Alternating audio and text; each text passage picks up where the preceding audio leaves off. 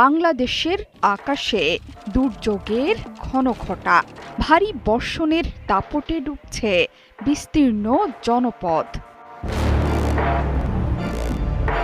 বর্তমানে সারা দেশে সক্রিয়, শক্তিশালী এবং প্রায় পূর্ণাঙ্গ বৃষ্টিবলয় ঝুমুল।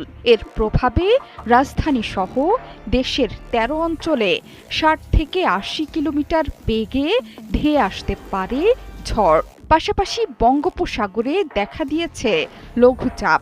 সাগর উত্তাল থাকায় চট্টগ্রাম, কক্সবাজার, মোংলা এবং পায়রা সমুদ্রবন্দরকে ৩ নম্বর স্থানীয় সতর্কতার সংকেত দেখিয়ে যেতে বলেছে আবহাওয়া অধিদপ্তর। বৈরী আবহাওয়া আর বৃষ্টি বলয়ের প্রভাবে দেশের ৭০ থেকে ৯০% এলাকায় ঝোড়ো হাওয়া এবং ভারী বৃষ্টিপাত